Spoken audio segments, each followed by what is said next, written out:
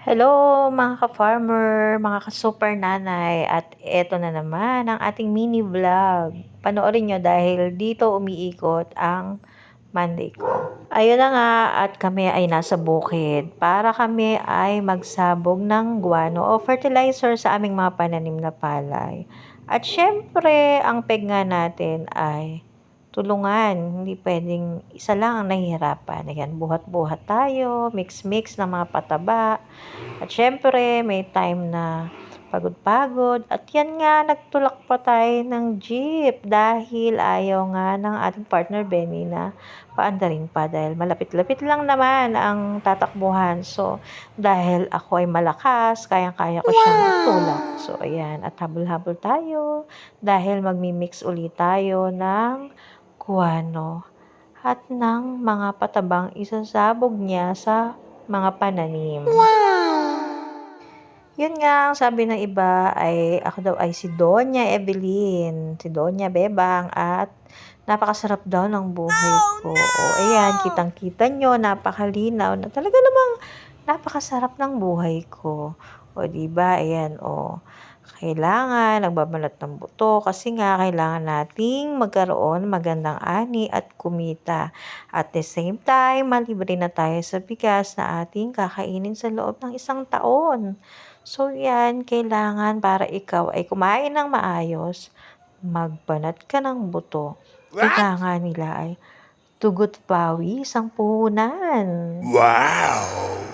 Ang buhay ngayon ay hindi nga pwedeng patamad-tamaran. Kailangan ay pasipagan, diskarte, ganun, para hindi tayo magutom.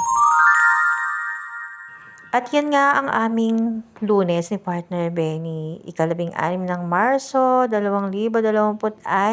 At kami nga ay nagtutulong upang aming mabigyan ng sapat na abono ang aming mga pananim para ito ay magkaroon ng magandang ani at kahit papano kumita na nga sana.